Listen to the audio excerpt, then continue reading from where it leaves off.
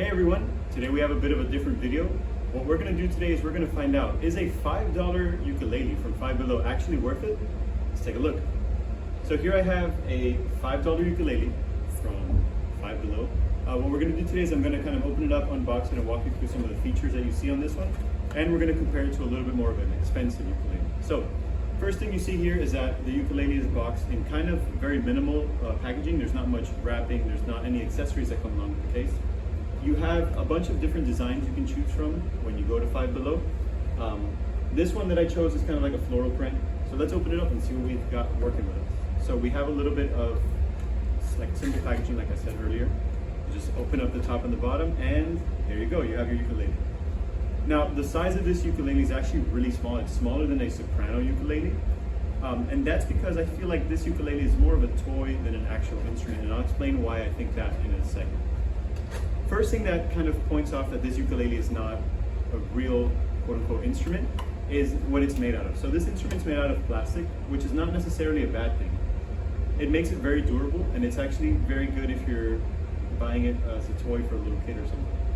What I don't like about this ukulele is the fact that the tuners are made out of plastic. What that does is that it loses a lot of tuning stability. You'll tune one of the strings up, and pretty soon after you'll notice that it does go right out of tune.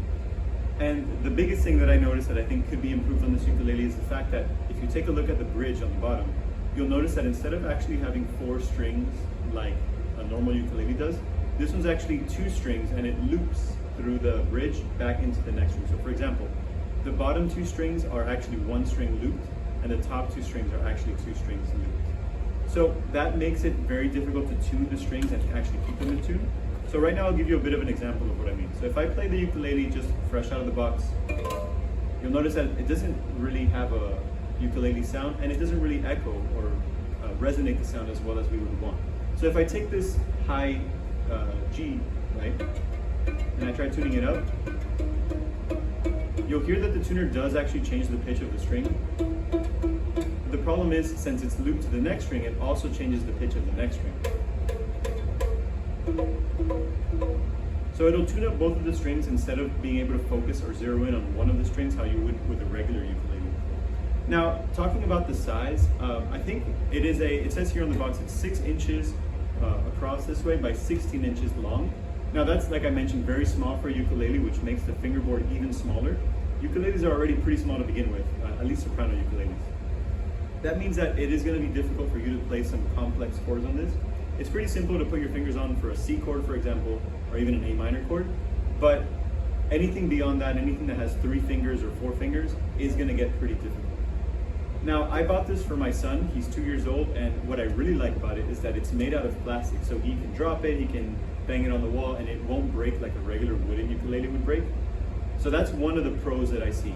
I'm going to look into eventually changing these into 4 actual ukulele strings to see if I can make it sound any better. As of right now, it's pretty unplayable. It's fun to just kind of strum along or even air ukulele, but playing along to any songs is very difficult. I'm going to tune it up right now, and we'll see what sounds we can get from it. Alright, so I just went ahead and I tuned the ukulele as best as I could. Here's what it sounds like with all of the 4 strings in tune.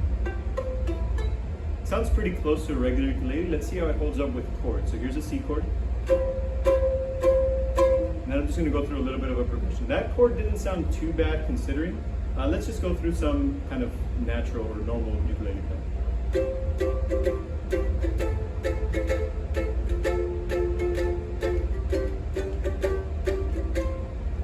So you'll notice that it doesn't resonate as well as a regular ukulele, and it is very difficult for me to get my fingers into the correct place.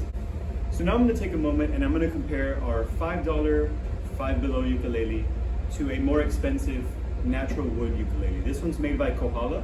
It's a wood ukulele. It does have 4 individual strings as opposed to the Five Below's 2 strings that are looped around the bridge. Let's compare the sound real quick. So here is the open strum of, again, I just tuned these strings. And now here's the Kohala solid wood ukulele. You'll notice that the sound projects a lot better. Now here's some chords. Let me play a C chord. Here's that same chord on the Five Below, our classic ukulele.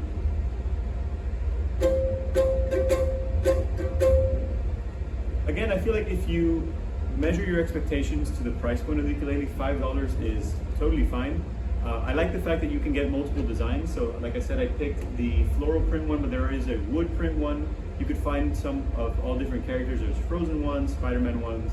I've even seen like a bunch of different Marvel characters as well. So now that you have the facts, what do you think? Let me know in the comments, do you think the Five Below $5 ukulele is worth it?